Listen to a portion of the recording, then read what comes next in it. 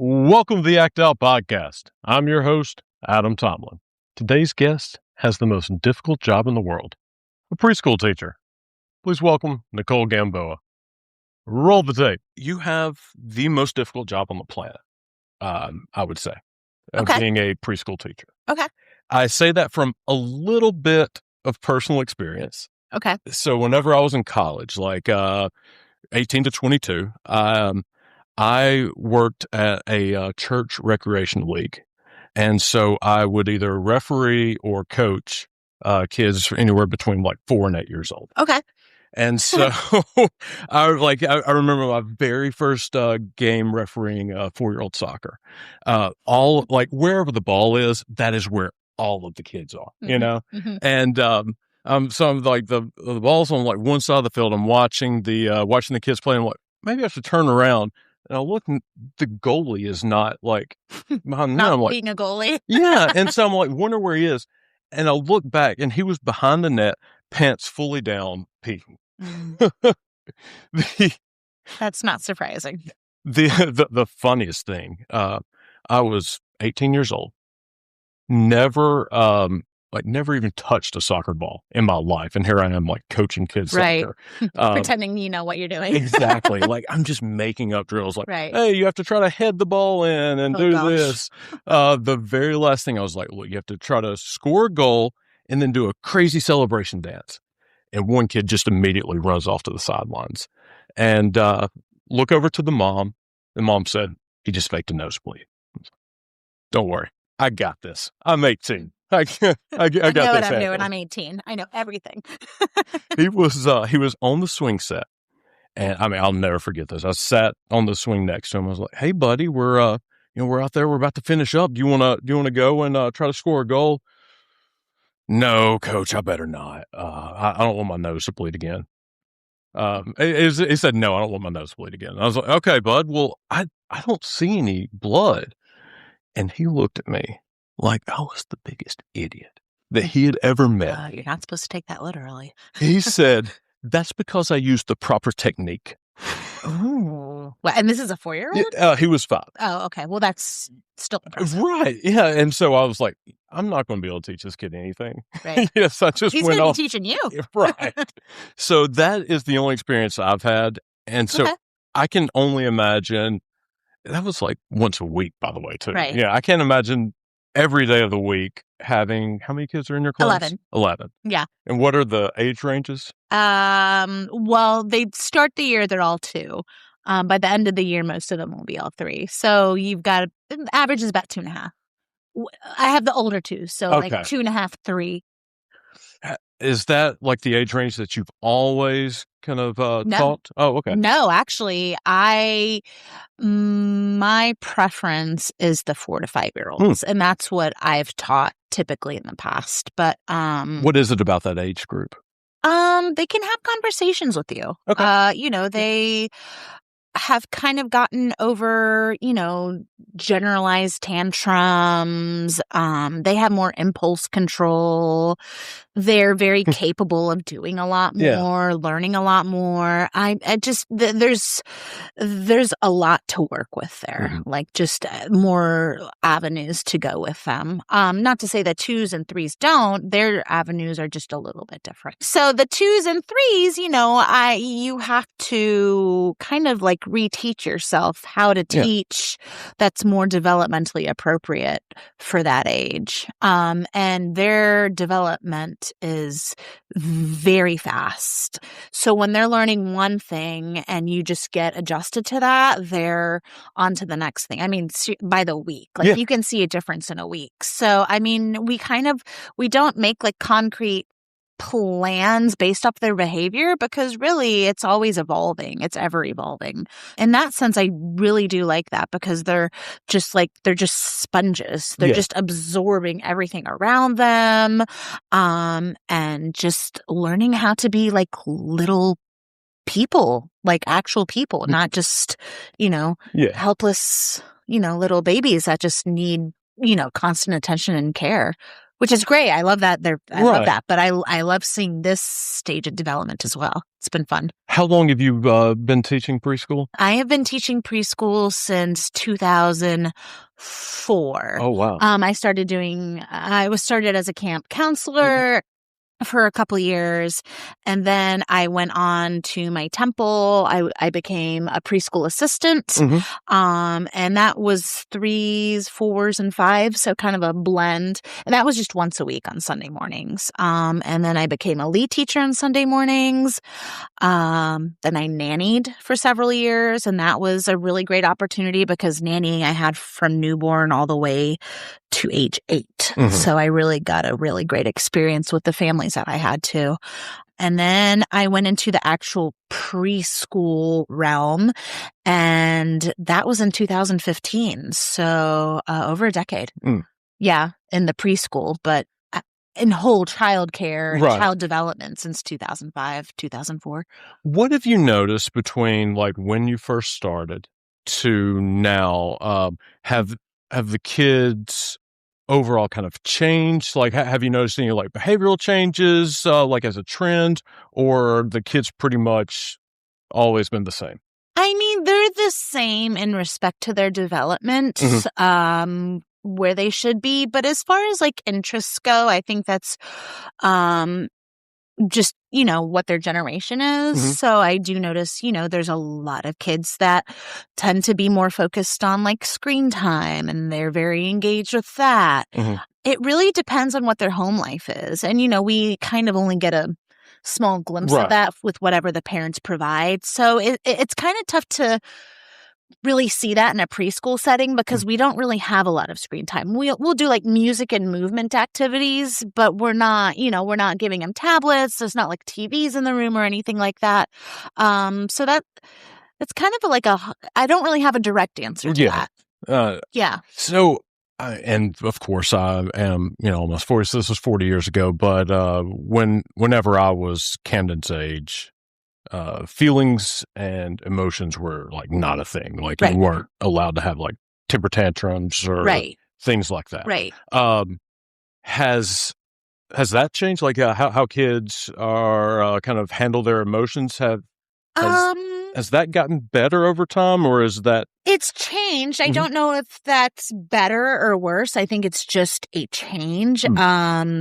Seeing we're like pretty much almost the same age, I do feel when we were younger, emotions and feelings were not really focused on and they weren't catered to. Now I feel like there's a lot of, we're kind of stepping around that and being very gentle with kids, which I think to an extent is great, but I think we're kind of surpassing that. And now we're like almost in a way like coddling our kids and not, preparing them to handle their own emotions as they grow up. And I think we can probably see that in the news, like these kids that are in graduating high school and going into college, they still have their parents managing everything or the majority of their things for them. Obviously not everyone, but it's enough to where we're seeing that, which is, I would say that's a concern given, I have a 4 and a 7-year-old. I definitely want them to be capable and self-sufficient when they're at that age. I think that you're absolutely right. So what I've noticed, gentle parenting gets a bad rap because most people misunderstand what it is.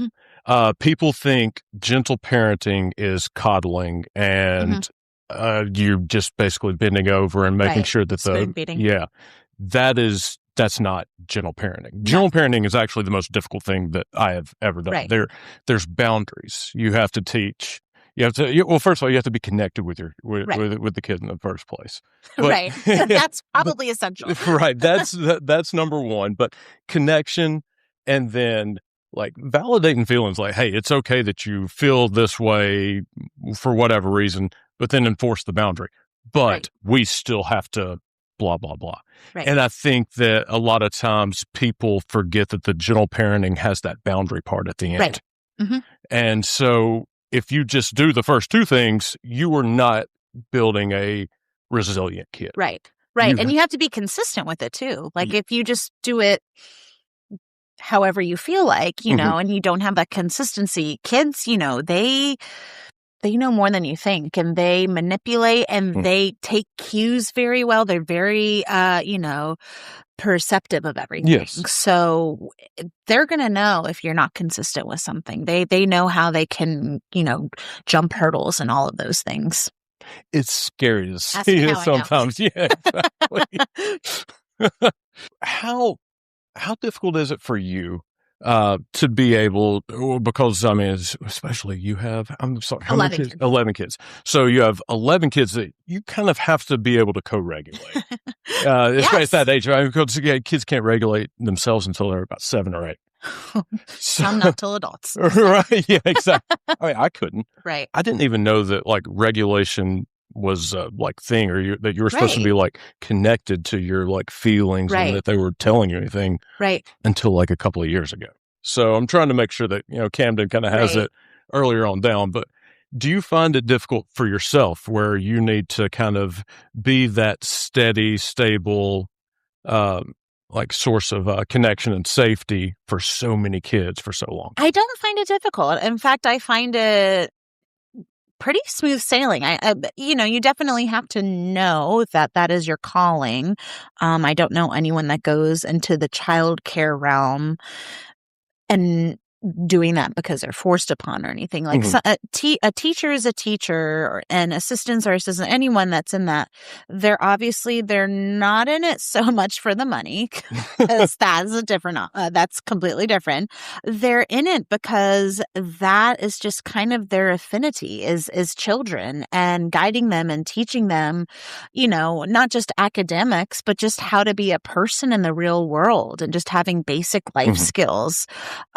And, you know, taking those tools in their, you know, educational career and just building on that, you know, until they reach a plateau, they graduate. You hope that they go to a trade school or a college and, you know, they're successful in life. And that starts when they're really young.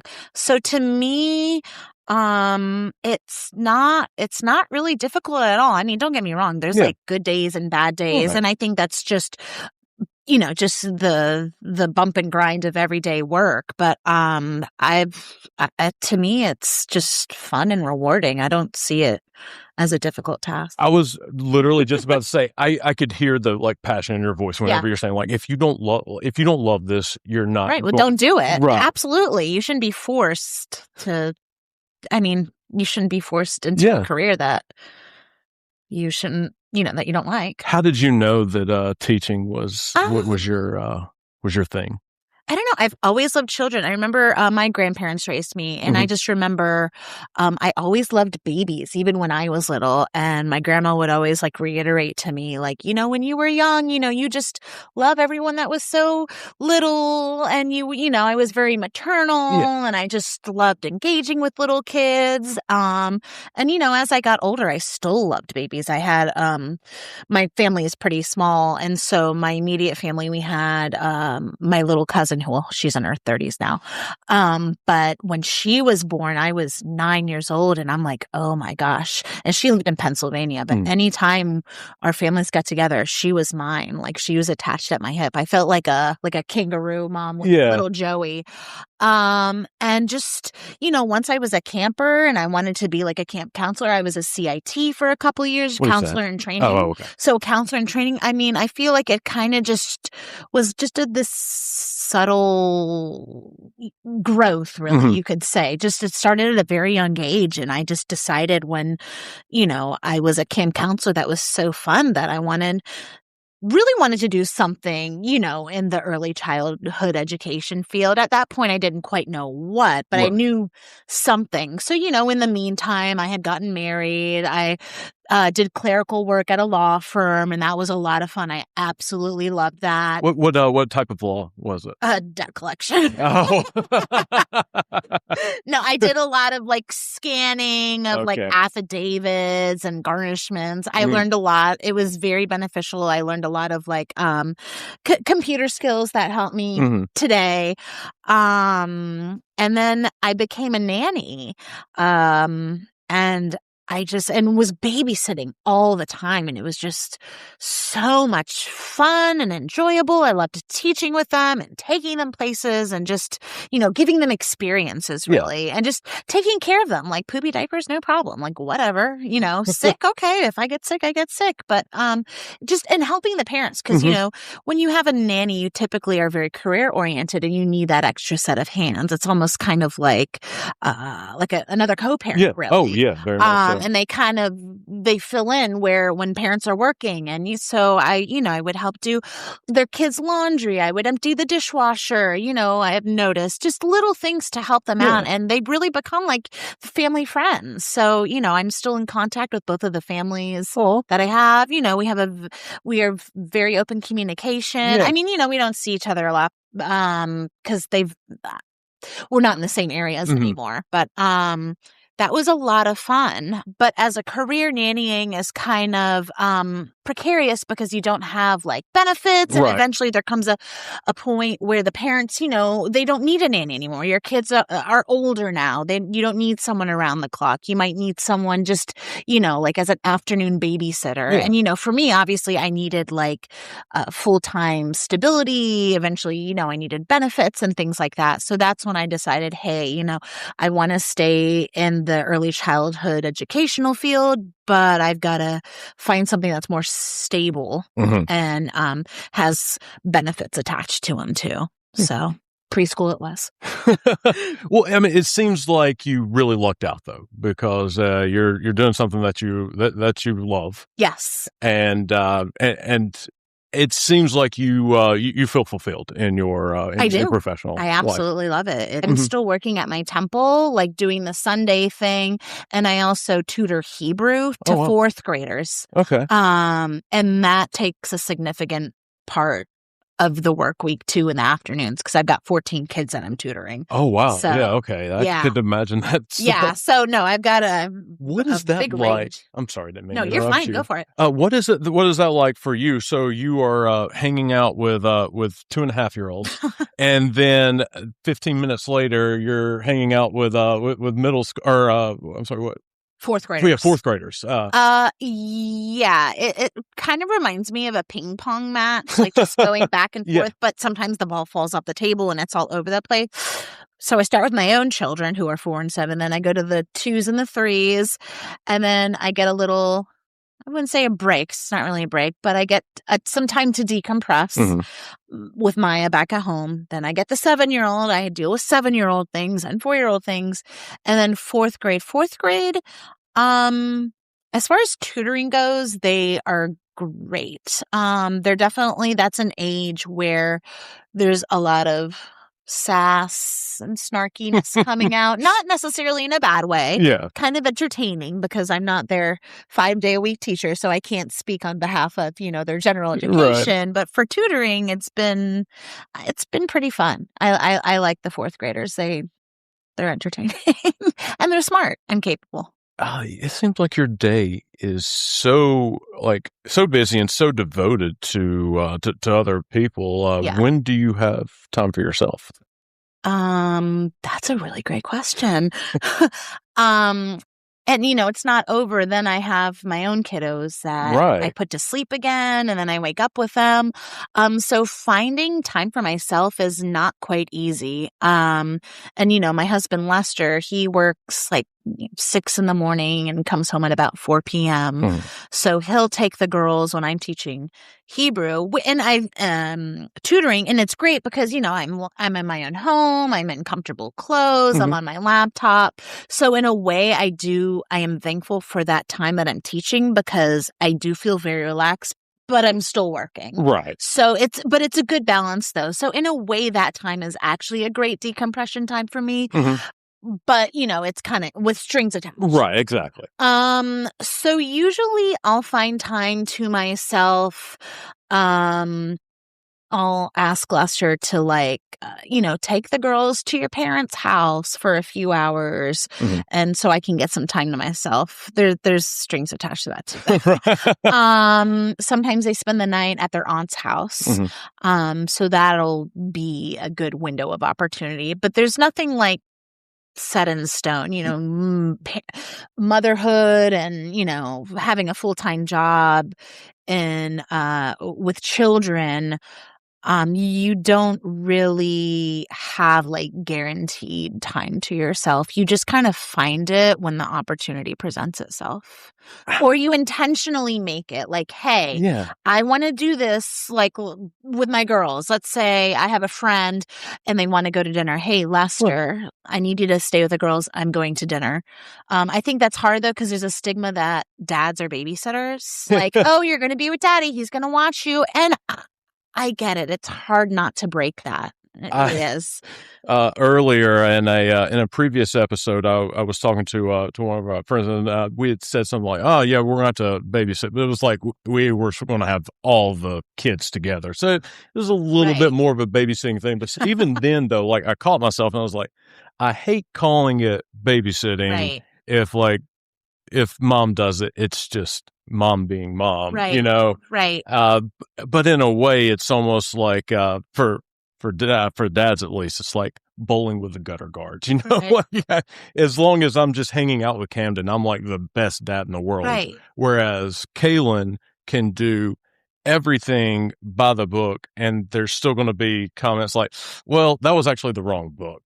She should have done something else. Right. And so there's a big double standard.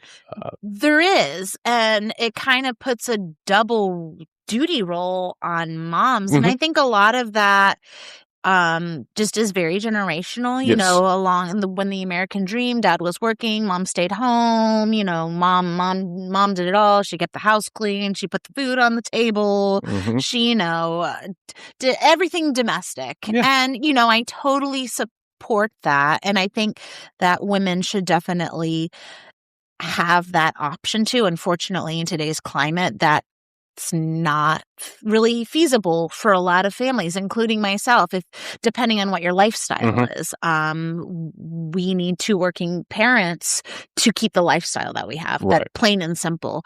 So I think it's very, it's catered and tailored to what your family needs. Yeah. If you can make it work to where mom can stay home and you can live on one budget, then I think that's great. Like we did it temporarily when I was a stay-at-home mom with Maya. So, I mean, I get it and I have that experience, but there's definitely a lot on a mom's plate. So I think that in a way, it seems like the culture hasn't caught up with the times, where you're absolutely right. It is very impractical for most families to have just a stay-at-home mom and dad go work. That is probably not feasible for most people.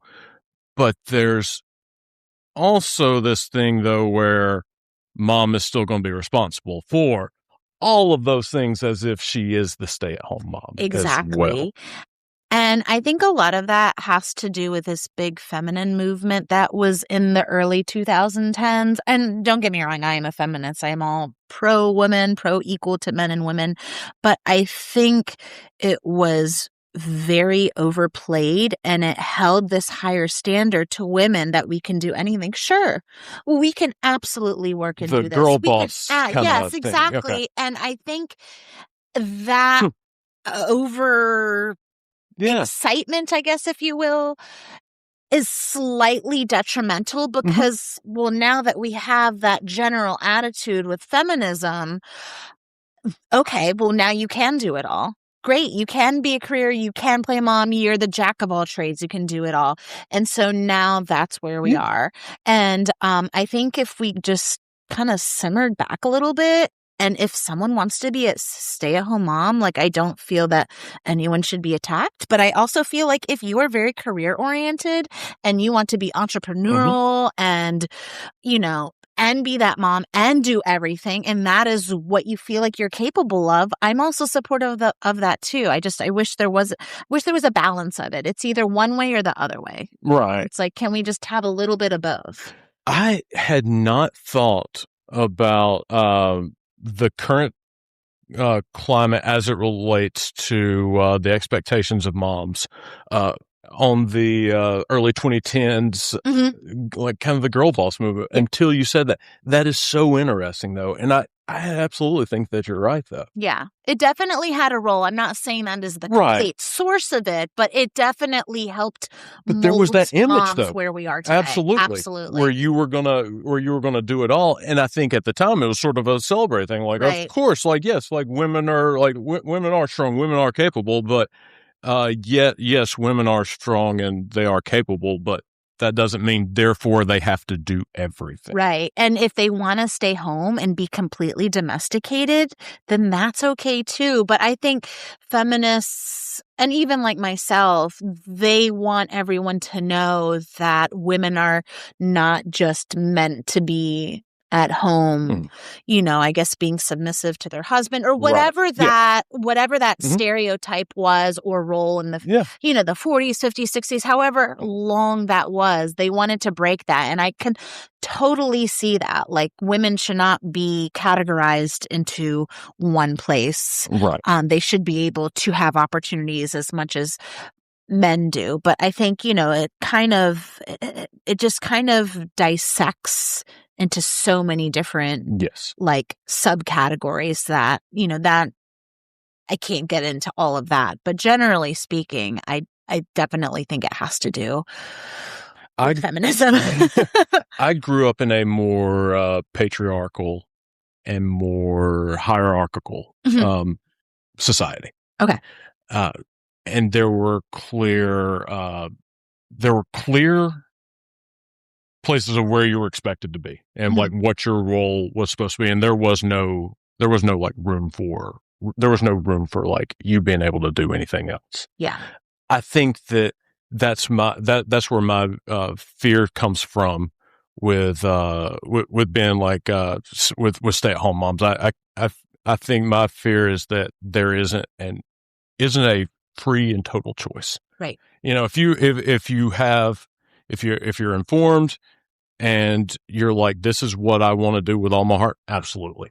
Right. But I worry that, especially in areas where there's kind of there is that view where I'm afraid that choice isn't always free and voluntary, I guess. That's my, that would be my biggest concern. But that's just, because I grew up in. Right. And I get it's all based on your experience too and your upbringing. So, I would have to agree with that. We were kind of talking a little earlier about like what you do to decompress and stuff. And decompress. Yes, right. Well, how do you have like a community of girlfriend or friends around the area that you can?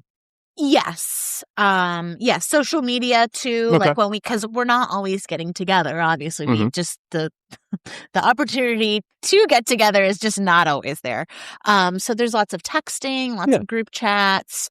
So yes, in fact, I just got together with a friend this past weekend. We went to lunch, kid free, like our minds could focus in one singular direction. Oh my goodness. And it was really nice. Yeah. It was really nice. It was almost therapeutic in a way because, but I don't even really remember before kids, but that's what it was like before kids. Like you just could focus on one thing at a time and your brain wasn't just like, there weren't all these different departments,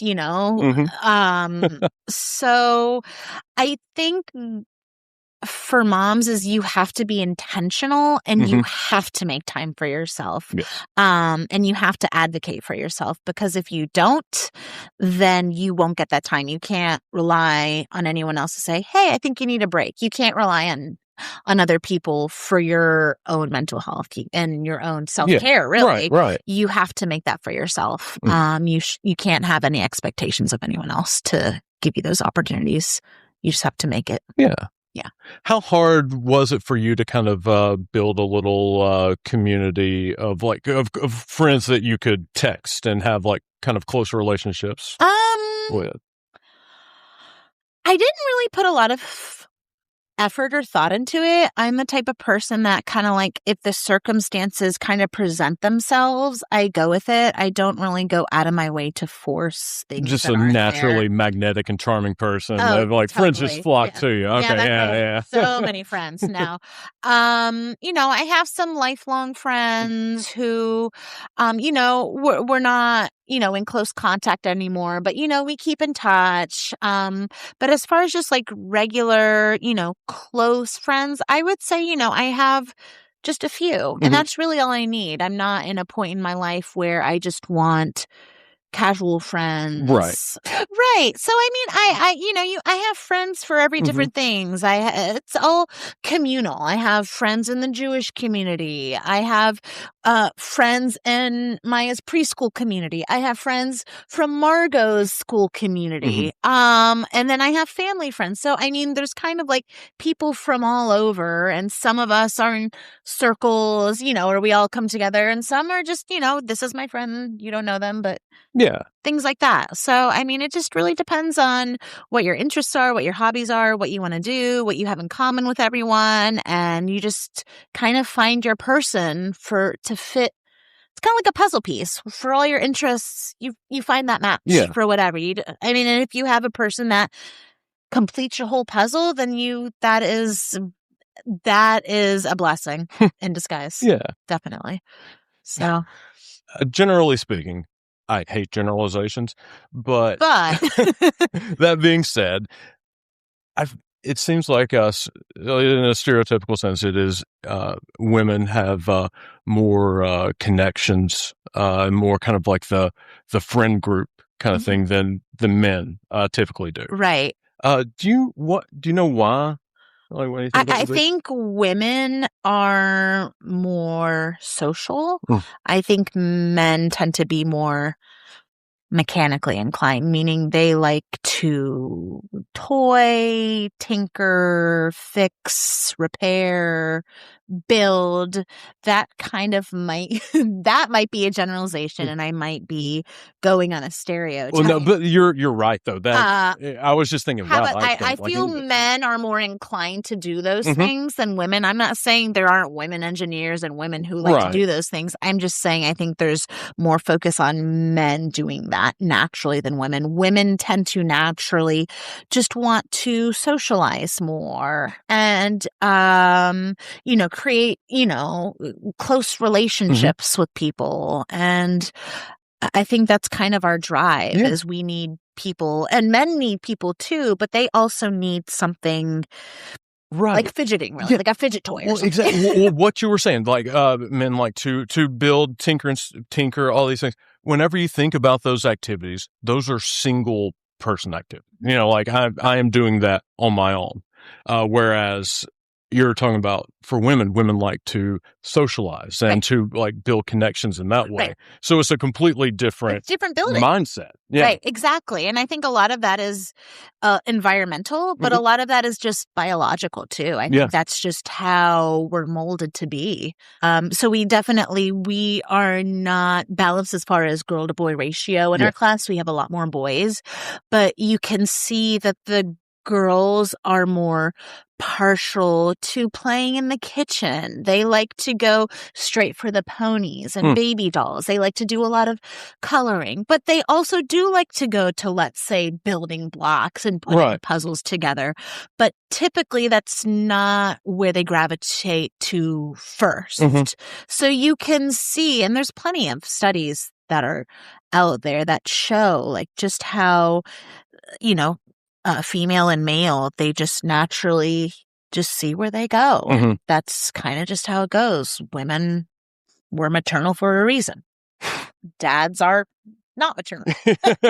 They can be, but dads have to really work for that. Oh yeah, to be maternal because it's not instinctive. You guys, and it's probably a challenge because we're, as mothers, we're kind of setting a high bar for you guys because you really have to earn your child's love and your child's trust more than I feel that a mother does. Especially if a baby is breastfed, moms and their babies have this more natural symbiotic relationship with each other. So I don't, to me, just fatherhood seems like, it's something that requires more of a self-introspection, if you will. Like, you really have to like teach yourself and you have to think about what you're doing.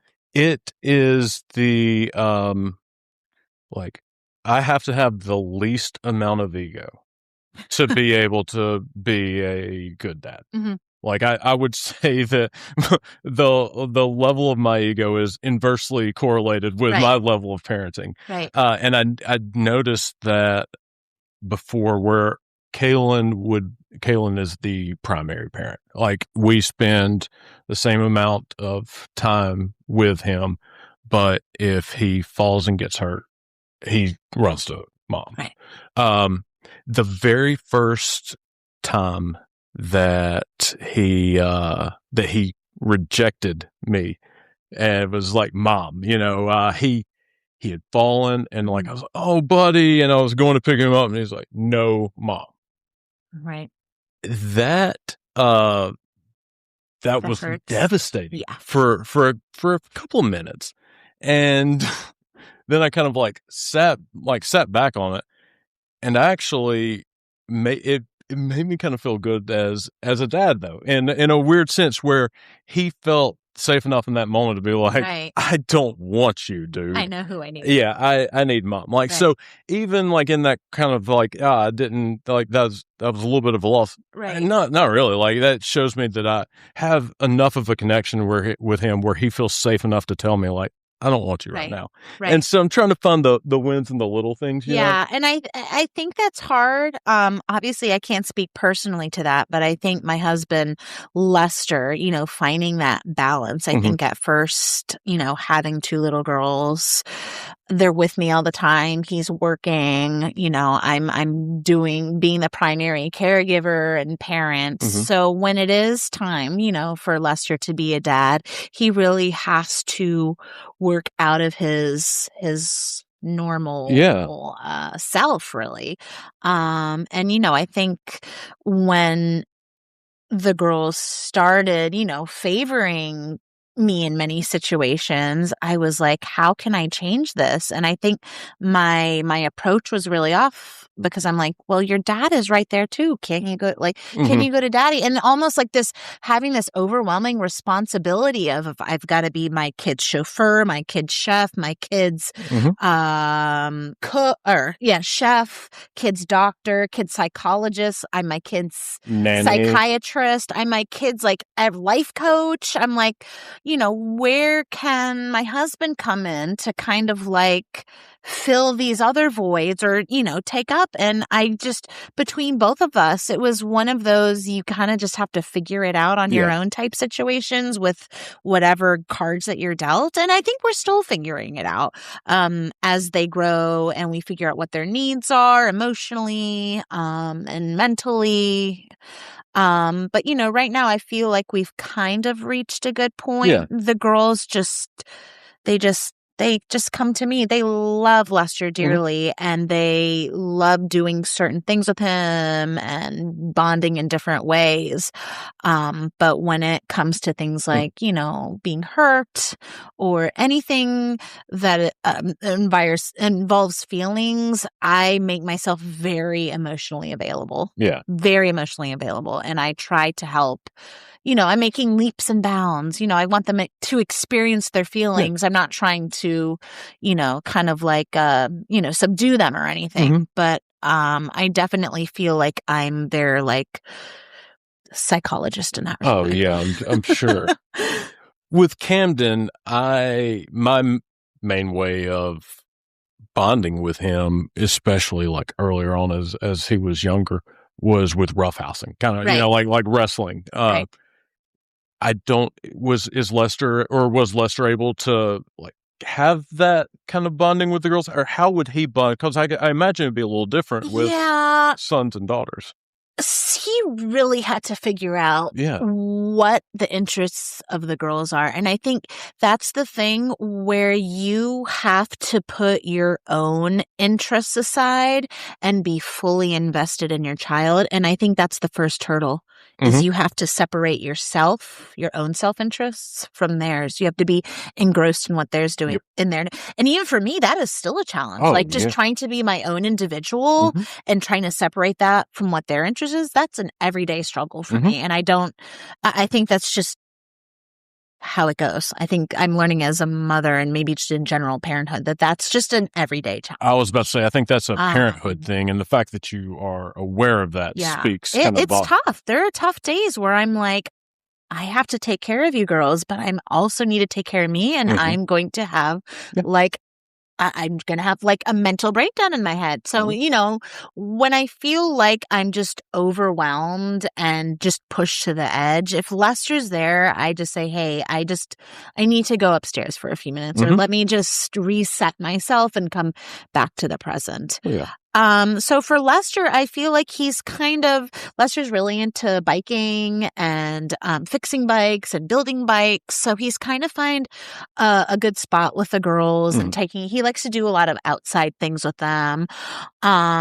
And introducing them to different types of music that he really likes to listen to. We take them to concerts. I mean, we like to bike. They're kind of like adverse to wanting to ride bikes. They're just very resistant. So we're Yeah. trying to get over that hurdle. But, they have their own little relationships going on. And I try to just kind of sit back and watch because Yeah. I tend to be a person that wants to fix everything and make things better. I just have like I process Yeah. everything very quickly. And sometimes I feel I have the foresight to know what's going to happen Mhm. and I want to fix it before Right. if something bad happens or, Yeah. or make something better. And so sometimes I realize that I'm overstepping my boundaries and I just have to sit back and just whatever they're doing, just let it be. So motherhood, you put your own high standards on Mhm. yourself too. It's not just societal. You put Oh, your own standards on yourself. Most moms are really tough on themselves. And so finding the motivation and kind of like an epiphany to, hey, they're okay. Just mhm. let it be what it is. That's hard to do. It's hard to relax. Really, that's the bottom line. Yeah. It's hard to relax. I think no, I don't think. I know. For me personally, the most difficult aspect of parenting is learning to parent myself Mhm, as I am also trying to parent Camden. mhm. That is very, very difficult. And it's the main thing why I am very concerned about, like how I like show up with Camden is that I realize that my voice is going to become his inner voice. Right. And so whenever I get dysregulated and if I like lose my temper, if I say something like, "Oh, Adam, you're the biggest idiot. You're so dumb, blah, blah, blah." If Camden Oh. hears that, Oh boy, I know. I'm getting anxiety from you just right. saying that. Right. And like that's what he's Yeah. going to be telling Mm-hmm. himself. Exactly. And so trying to be like show more like grace and compassion myself Right.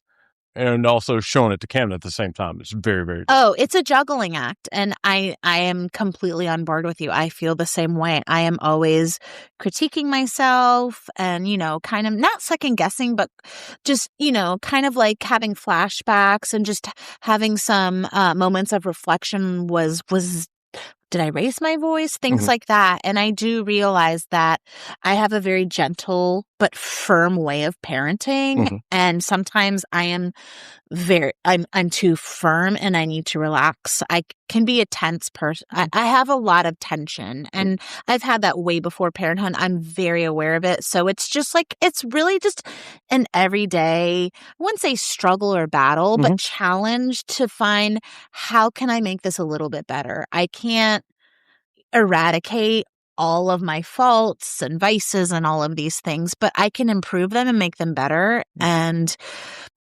if I can do that, then that's great. I think you just have to be self-aware of who you are as a person, and that can be hard because you have to be person in different roles. Mhm. A parent, you're a worker, a colleague, a friend, a daughter, a caregiver. I mean, you're all these things. You just have to kind of think about what your role is at that moment and how can I make it better? Or maybe you don't need to make it better, but or how can I make this run smoother?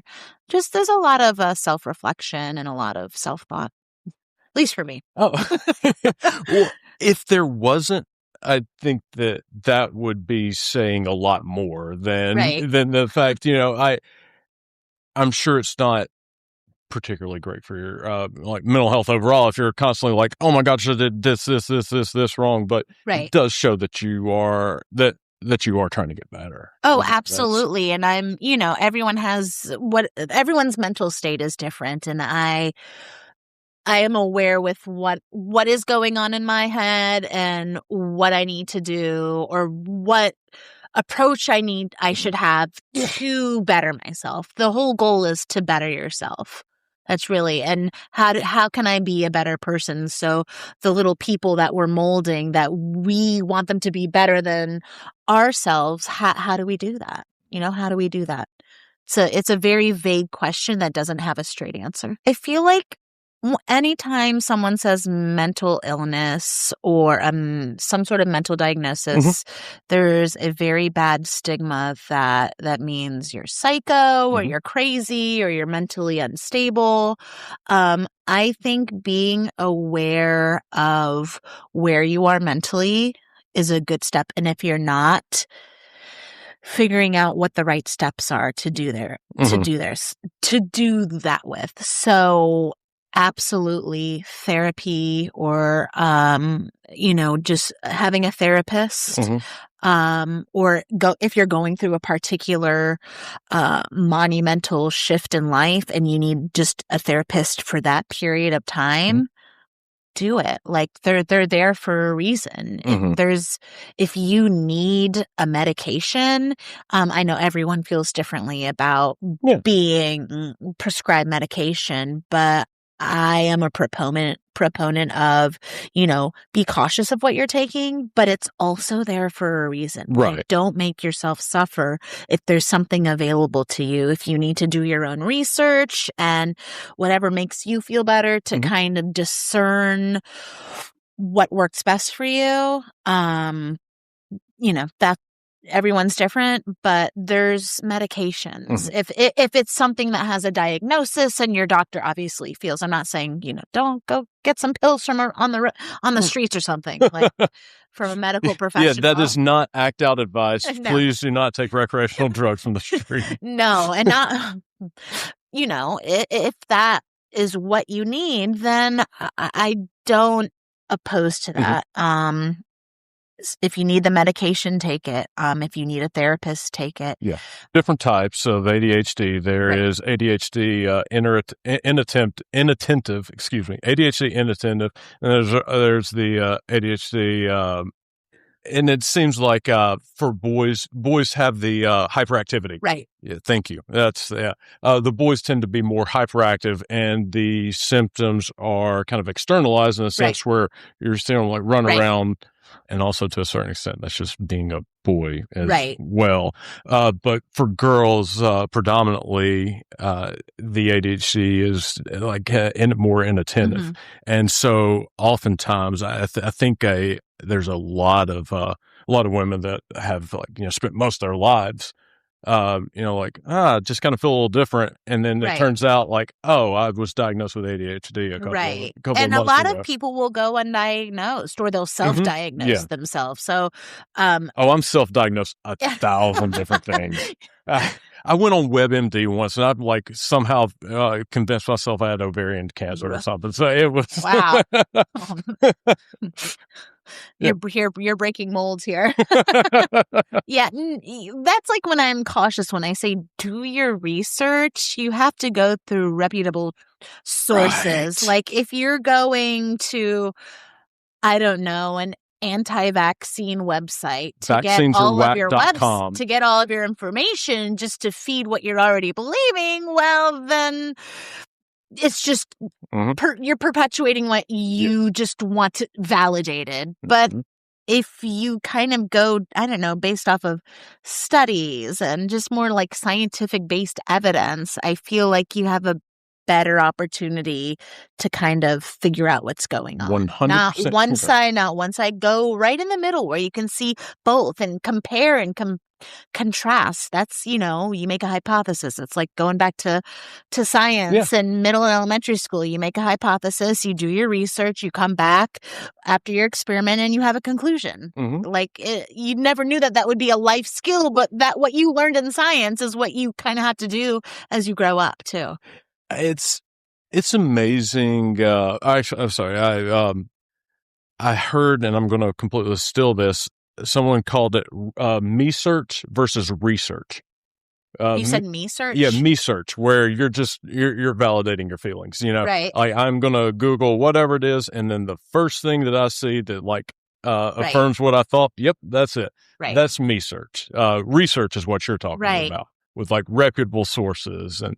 Right. Why do you think it is so difficult for people to change their minds? Because they feel they are hard. No, not that they feel they're hardwired, but I feel like there's a precedent there. They they grew up with these feelings and thoughts Opinions. They were kind of indoctrinated at a young age. And so, that's how they're wired. They, I don't know, perhaps weren't given the opportunity to learn how to be open-minded, and to explore and to learn and be diverse and learn, different sides and kind of formulate your own opinions. And learning the difference between opinions and facts. What is objective and what is subjective? That's a tough one.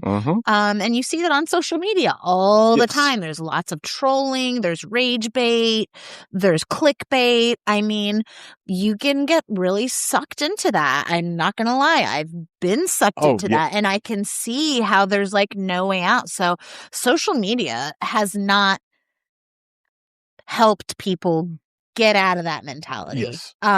So, I mean, unless you're very self-aware and you have,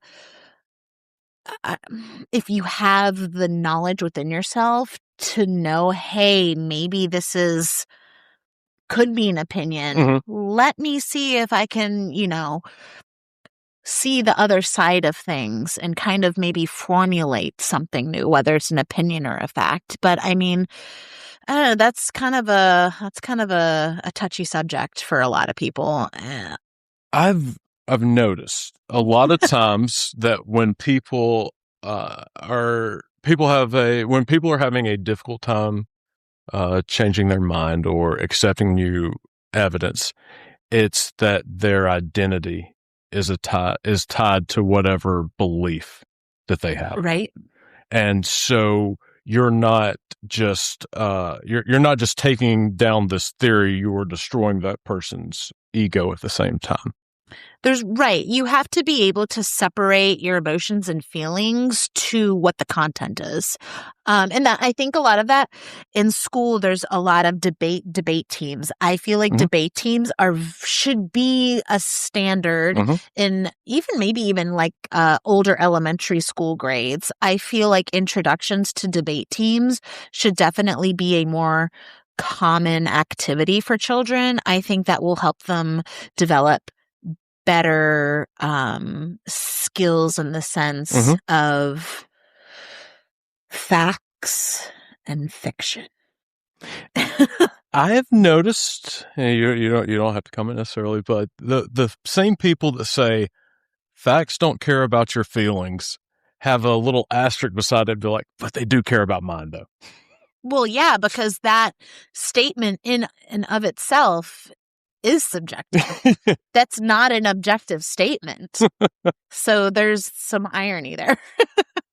Speaking as an educator, I'm thinking of that like on a 4 and 5-year-old level, even 2 and 3s. Impulse control is learned when kids are little and they're mad. What do? They throw, they scream. they cry because they don't know how to regulate themselves. They don't have the tools yet, or really the brain power to handle what we think they should be doing at that age. They have to do those things. That's what their brain is wired to do. You cannot teach them to think logically, and you can't rationalize with a 2 or 3-year-old. You can't, in your mind, you might be able to think you're doing that, but you're really not. So I'm thinking more on a kid level. And I guess an example would be is my oldest. So she likes her tablet, as probably any kid that has a tablet. I don't like her going on it all the time.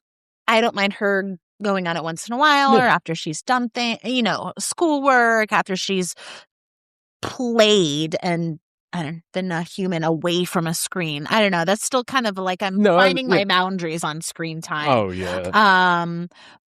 But, she knows that having a tablet is a privilege. And if, you make a choice that's not good, that privilege is taken away. So you have to earn it back. And so, she can be angry, and her way sometimes is if she's really feeling it in the moment. Normally she handles it pretty well, but she'll be like, well, that's fine. I will just get my tablet tomorrow when I wake up in the morning and I'll go on it. And I'll say, okay, well, what do you think will happen if you do that?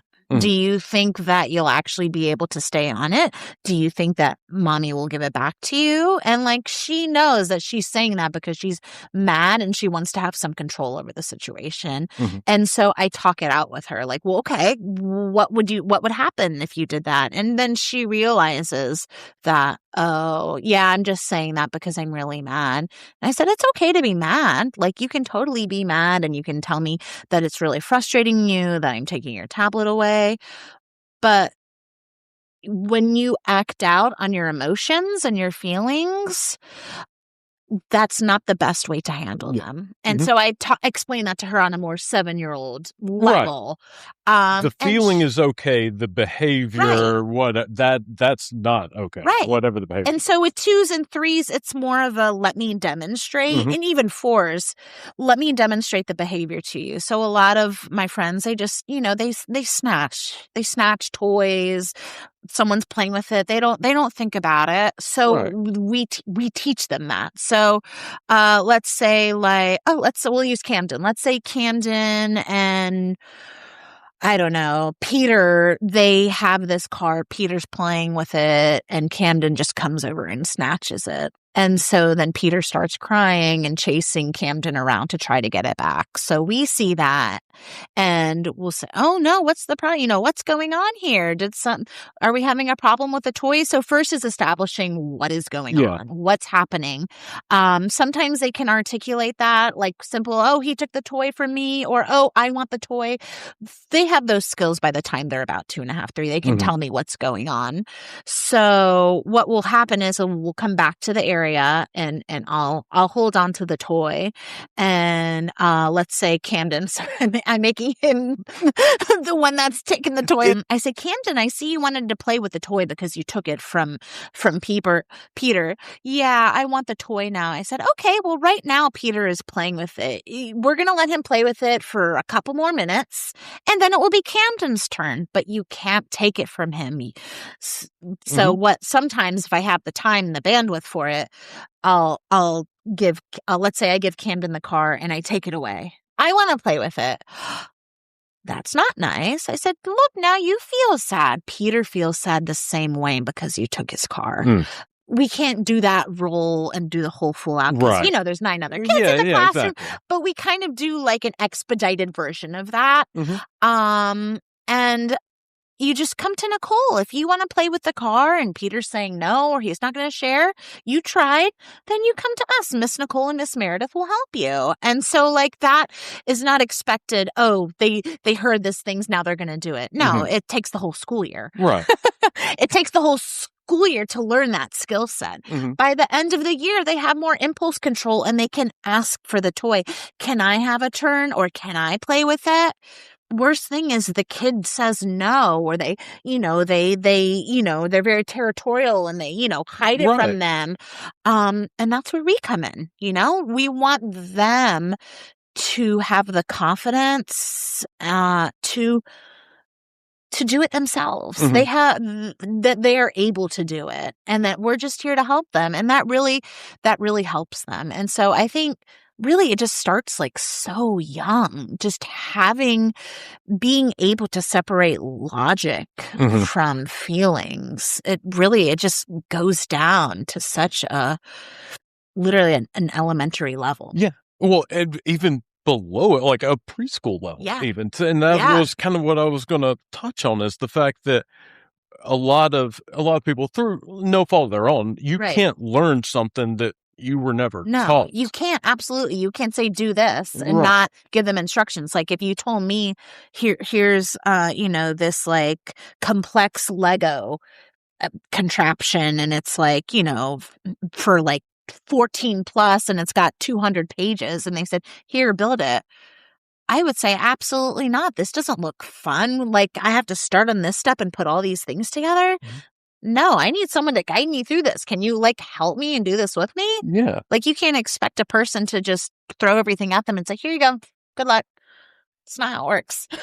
I mean, that happens. It would be though. great if it were, yeah. Yeah. But But it's everything is learned. Everything is learned. So I think, somewhere, with growing up and, you just kind of reach a point in your life where that is just your mindset. yeah. And, Yeah. So you actually made a very good point on that. So not only are sometimes beliefs tied to your identity, but also that the skills that are required to be able to like separate, in your own mind, fact and Right. fiction, start at such a young age Right. that if you aren't taught that from early on, Right. you have such a disadvantage the older that you get. And not everyone is given those opportunity as children to have that environment. And, that in of itself is, it's a sad situation to see that, where kids knowing that they don't have what they need and you want to give it to them, but you can't. That's tough, because unfortunately, that their upbringing is going to be different and potentially harder. And there might be repercussions for that as they grow older. And you just pray and hope that, they get the guidance and the love that they need to grow into healthy adults. So I think a lot of that has a lot to do with your environment too. We are an interfaith family. I'm Jewish. My husband is nothing really, more like non-denominational, but Yeah. obviously he didn't grow up Jewish. He's Filipino, so he grew up in a Christian Catholic environment. So, but it's also good that my girls see that his side of the family celebrates Christmas and Easter. And so I'm glad they're getting those experiences. And they're learning that Judaism is not like it's not just religious based. It's ethnicity, it's your heritage, it's cultural, it's so many other things. And so just having them have the experiences of going to Sunday school every Sunday and going to services more and just being more involved, they can kind of make their own, conclusions and how they feel about everything. But I just want them to know that it's just very important, because we're such a minority, that they should not ever feel like ousted or, put on the back burner because they're Jewish. Anti-Semitism is one of the few things that you see both on the right and the left, political wise, where it could come from anywhere. I can imagine that is tough for you, first of all. It's tough in many ways. I would say safety would probably be the most prominent at this point in time. We can't go to temple. We have police on site or other security around the clock. If there's Sunday school, we have police officers there. If we have services, there's police officers there. That's just become the norm. When I was growing up in the 90s and I went to Sunday school, those Those weren't a thing. Those Right. really weren't a thing. I knew we were a minority, and I thought of anti-Semitism, Holocaust. Right. People hated Jews, then this won't happen again. Mm-hmm. Well, obviously, that is completely incorrect, because this is like just something new. The same anti-Semitism, but with different circumstances. Yes. Way different circumstances. So safety right now would probably Right. be my priority. Yeah. I actually took off my Star of David necklace. And I'm very proud of it, but Right. I'm also very insecure in a way. There's just, you don't know who people are. Passerbys, people that you just see every day, they're nice. They're strangers though. You don't know what their belief systems are. People have a hard time separating the actions of a government versus the people that are, of the nationality. Right. Labels that I have been called, not directly, but kind of like collectively. Right, yeah. I mean, I try not to engage on social media because I just that's just, I have my actual life to be attentive to, but it's hard not to see that. So I've definitely limited my time on social media and just kind of what is it? Like just scrolling. Doom scrolling. Yeah, doom scrolling and things like you see. But when big world events are happening, that's how I kind of get what's going on in the world. Not to form my own opinion, just, okay, this is happening. This is the reaction the world is having. That kind of gets me to where we are. And then I kind of figure things out in my own head by actually reading news articles or things of that. But I try not to use memes and just reels. It's more so Instagram that can be toxic, kind of just it's just a spineless back. People are just spewing things and they don't know what they're saying. It's hard to say when, okay, it started at this point, but definitely thousands of years ago. There's a thing with Jews with every holidays. We came, we fought, we conquered, now let's eat. That's what it comes down to. But the gist of it is that the Jews are living somewhere, and whether it be a Persian army, a Greek army, a Roman army, they want us to bow down to their idols. The Jews say no. They say, okay, well, we're going to start a war with you. The Jews defend themselves, and they conquer the army and say, we're going to be Jews. You can't force us to bow down to your idols or statues, things like that. And we're going to rebuild from there. We're going to become more resilient and more resolute.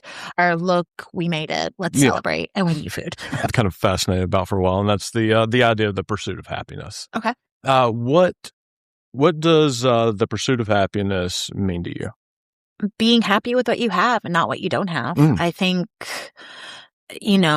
everything is very materialized, and I think growing up in the late 80s and early 90s was the start of everything being materialized, and just wanting more and more, and TV coming out and internet coming out and more different types of toys. You just kind of, in a way, almost, there was always something to entertain you. We knew how to be bored because we didn't have the internet until we were later. So it was we kind of had the best of both worlds of knowing how to function without technology. But then when it came, it was okay, we have this now. What can we do with it with our time? And not having the latest gadget, things of that. I think that really plays a role in happiness, is people aren't happy with what they have in front of them. And there's no amount of tangible objects that can give you happiness. You can be rich and be the saddest man alive? And that's like it's a common question. Would Looking you at rather you, be Elon Musk. happy, right, happy and poor, or would you rather be rich and sad? And then you say, I'd be rich and happy. Well, that wasn't one of the choices. Right. That wasn't one of the choices. If you can be rich, not in the sense of money, you can be rich with love, rich with warmth, rich with companionship. If you are rich with those things, then being rich with money is just a bonus. Yeah. Really. I mean, if you're financially stable, you're just, you kind of reached a comfort level with your finances, but you don't have anything else to go with that. Well, I think then it's time to reanalyze. Why is that? Why am I here? What happened to where I have all these things, but I'm still not happy? Because you have the wrong things. I think it's very interesting. Kind of what you're showing is the gradual shift between 1980s Gordon Gekko, greed is good. And it was about consumerism, keeping up with the Joneses. And as we've kind of moved past there, there is much less of a focus on tangible things. Right. And it's not about keeping up with the Joneses or anything. It's more about what you have inside. Yeah, keeping up with your own self and your own family and what your values are. And I think a lot of people maybe don't have values, or their values perhaps are not where they should be if they're unhappy, because maybe their values are with just having the latest gadgets. And that's that fleeting happiness. It's like kids. It's like, you say yes to them. They're happy in their moment. And then what happens? They're sick of it. They want something else. It's that instant gratification. Once you set that tone, you cannot take it back, because then they're going to expect it. That's like my 7-year-old, she finds it so cool that coffee is an adult drink. So she always asks, and same with soda, can I have a sip? Can I have a sip? She doesn't know why. I've explained to her, caffeine gives you energy. When you're an adult, you don't have the same natural energy as a child does. You don't need it because you have a lot of energy. But knowing that it's not for her, she wants it.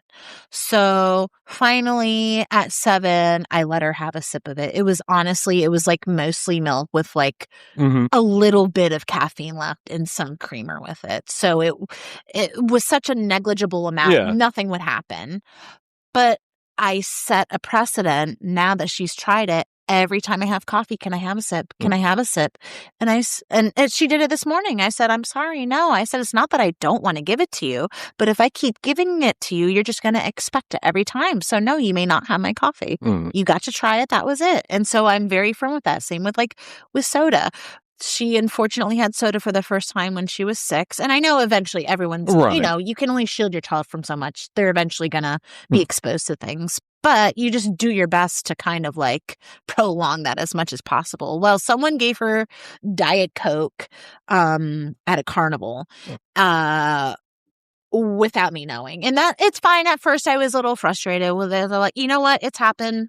No big deal. She's very happy with herself that she got something that she wasn't supposed to have. I think I got more angry than you did. I was fired up there for a second. I was like, okay, you tried it. No big deal. I'm not going to make a big scene about it. I said, okay, well, just consider yourself lucky. Not everyone gets to try soda when they're 6 without their parents' consent. So I said, what did you think of it? She said she liked it. I said, okay, well, I'm glad you liked it, but there's nothing in soda that is good for your body. There are no nutrients. It doesn't help you grow stronger. It doesn't make your brain smarter. I just keep it very simple. There's nothing in it. It doesn't make make you have good eyesight. I always tell her when she eats carrots, it helps your vision, because it does. And I try to take a pinpoint of food and what its benefit is from it. So I said, it's sweet and it makes you happy, but it doesn't help you in any way. It's actually, it's detrimental if you are a regular, Coke drinker or any soda drinker. And I'm guilty as charged. Totally, I love sodas. Yeah. But as a parent, I'm trying not to have that present, because it's do as I say, not as I do type thing. Right. I hate that. mentality. Oh, yeah. And we're all guilty of it to an Yeah. extent. Like, sorry, kid, you can't have soda, but I actually do have a ginger ale in the refrigerator. But I feel so icky every time I'm like that. At the same time, she has to understand that I am an adult. When she is an adult, if she decides that she would like to have a soda every now and then that is her choice. But she can't tell me what to do. Mhm. Like, if I'm drinking a soda, like, she'll say, well, that's not good for you. I know, but it's my choice to drink it. When you are a grown up and your brain is fully developed and you want to try a soda, then you can do it then. But right now you're a child and you're still growing. So you don't know if that's a good choice for you. And that's why I'm your mommy, to help guide you along. Yeah. So she's like, she gets it. She totally gets it, but she still wants it. Like, the logic is there, but she doesn't care. She still wants it. So I let her have like a sip of Sprite or Coke that I had or something. We were at a birthday party or at a restaurant. I'm not really sure, but we were in public. So I'm like, sure, why not? I'm not going to be like a sourpuss and not just say no every time. Well, again, oh, okay. So every time I'm going to see if I can get a sip of it. Sorry, you're not going to get a sip. I'm sorry. Not this time. Maybe next time. Maybe next time. Not today. No, sorry. So, but there's this small sliver of hope that, I don't know until I ask. So, okay. She's not disappointed. She just, okay, now that I know that I asked and the answer is no, I can move on with my life. So it's amazing how emotionally resilient kids are. Yeah, or not. Yeah. Nicole, thank you so much for acting out with me. This has been an absolute blast. Sure. Yeah. Yeah, it's been great.